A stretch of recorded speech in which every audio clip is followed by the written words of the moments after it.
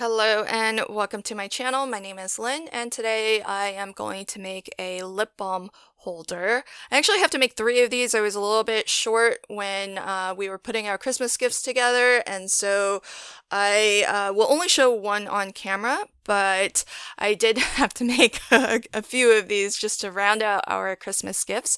I've got a piece of heavyweight cardstock that was cut to 6¼ wide by 4 inches tall, and I scored it at 2¾ of an inch and at 3½.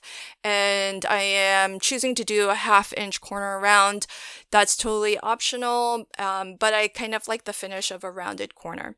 So again, that was 6¼ wide by 4 inches tall, and along the 6¼ inch edge, you want to score at 2¾ and at 3½. When this is assembled, it will sort of resemble a book that measures 2¾ wide by 4 inches tall and have a spine of 3/4 of an inch. This little bit of cardstock is about an inch tall by maybe around 3 inches wide, and I've only scored 1/2 an inch on one side of that long edge. Just on one side. And the reason why is because I need to custom fit this. This is going to be the little bit of cardstock that holds the lip balm in the holder, and the lip balm I'm using is not a standard size, so I'm going to custom fit this. I did want to round and soften that cardstock a little bit, so as you saw, I took my bone folder, and I have a really nice one. I have a really round kind of pencil shaped one.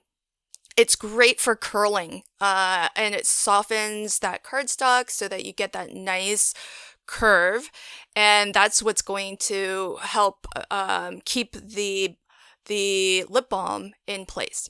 Now I want to cut some mats and layers, and I pulled out my Christmas plaid paper pad. This is from the Not Too Shabby shop, and the reason why I chose plaids is because I was inspired by this month's so inspired inspiration piece, which was originally created by Emily Midlowski. Hopefully, Emily, I'm pronouncing your last name correctly.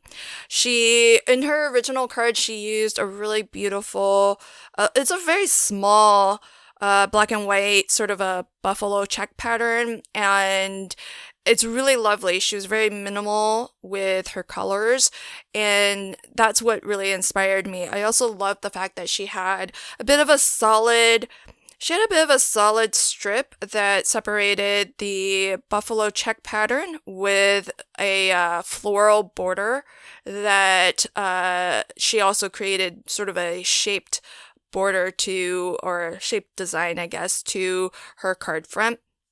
So there were a few things that really inspired me about her card. One, just the buffalo plaid check pattern I really liked. So that's what drew me to this paper pad. I also love the fact that she only used it as a strip, just, a small section. It wasn't a complete background of her entire card front. So I like that, and I like that she had a lot of white space too. She kind of followed that rule of thirds, where a third of it was white space, a third of it was her florals, and a third of it was the checkered pattern. And so if you want to see how other folks on the team were inspired by Emily's card, you can click on that hashtag OSICDEC 2023, and that should bring up all of the videos participating in this collaboration hop. If for some reason it doesn't, though, you can always expand the description box below, and not only will you find links to Emily's original card, but you'll find direct links to each video participating on this hop.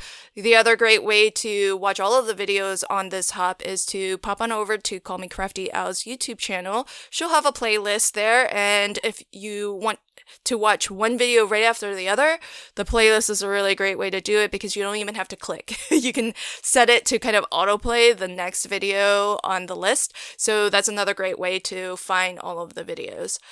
And as I mentioned, I like the fact that she had a bit of a solid border that kind of separated her shaped border of the flowers against the checkered pattern. Now, I'm not going to do any stamping. I want to put these together pretty quickly, so I think I'm going to leave mine just like that. So I have cut down my pattern paper so that it is 2 5/8 of an inch wide by 3 3/4 of an inch tall.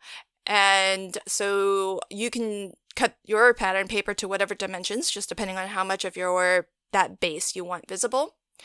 And just a moment ago, I sort of did a dry fit. I wrapped this bit of cardstock around my lip balm, and I gave myself like a little bit of a soft fold. And then I took it to my scoreboard to give myself a nice score line so that I could get a more crisp fold. And that's what I mean by custom fitting this little strip, which is what's going to actually hold the lip balm inside here. And that way, I'm not giving you dimensions just in case you are using Chapstick brand lip balm, because I'm pretty sure a lot smaller than what I'm using. So then the rest of the holder is going to come together really quickly. I do have a bit of ribbon here, and I've cut this to about 6 inches long, and it happens to be around 1/4 of an inch. And normally with a ribbon closure, I would actually attach this to the outside cover, but I'm attaching it to the inside cover because the front of my lip balm holder, it only has a partial bit of pattern paper covering it. So there isn't going to be enough pattern paper to actually secure that ribbon down to the front. So that's why I have chosen to secure it into the inside covers. I think if you are using a full panel of pattern paper on your back cover and on your front cover, then I would recommend actually attaching it to the outside instead of trying to pull that inside pattern paper apart from where it's glued to the base. It would actually be putting more tension on the cover if you actually adhered it from the outside. But in my design, I didn't have pattern paper going across the full front, so I actually couldn't attach it to the front. And it's as simple as that. These are really fun, fast projects to put together, and I'm glad that I could take from inspiration Emily's card to finish up some of my holiday gifts.